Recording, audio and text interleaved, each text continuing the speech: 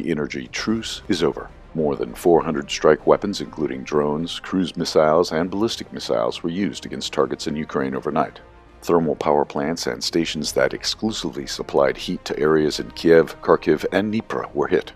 TPP-6 in Kharkiv, the Dnipro thermal power plant, and the Trypilska thermal power plant in the Kiev region were among the targets. Chugiev, part of Kharkiv, and the Sumy region were left without power. With temperatures reaching minus 21 degrees Celsius, Kharkiv authorities decided to drain the heating pipes in 820 homes to prevent them from freezing. Against the backdrop of a severe energy crisis, the operational situation on the front lines is also not in Kiev's favor. The large Russian breakthrough in the Mylaipil area of the Sumy region is of great importance. First and foremost, the Ukrainian army will have to withdraw additional forces from other areas. All the main forces in this area are concentrated north of the city of Sumy.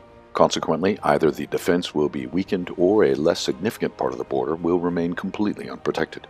The situation at Kupiansk remains challenging for both sides. The Russian command has pinned down most of the Ukrainian reserves in battles for the city. Meanwhile, Ukrainian units have not achieved any significant successes. An earlier attempt to advance north of the city to isolate Russian troops failed. The Russian army then launched a counteroffensive, pushing back Ukrainian positions considerably. The large logistics hub of Kondrashovka is now in a gray zone, and transit through the town is impossible. Russian advance units have reached the outskirts of Moscow, where the main railway line passes through. Despite losing the northwestern and southwestern outskirts, the central part of Kupiansk remains behind Russian troops. The Ukrainian army's lack of visible success indicates one thing: its combat-ready reserves are depleted.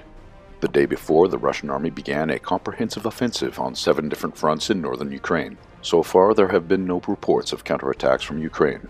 On the front lines of the Slavyansk-Kramatorsk agglomeration, the Russian command's plan is gradually becoming clear. To understand it, we must look at the situation from an operational rather than tactical perspective. The 2 largest cities in the Donetsk region are already half surrounded.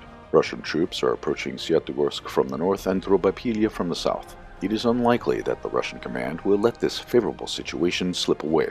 Therefore, we can expect the largest encirclement of Ukrainian troops in the history of the conflict in 2026.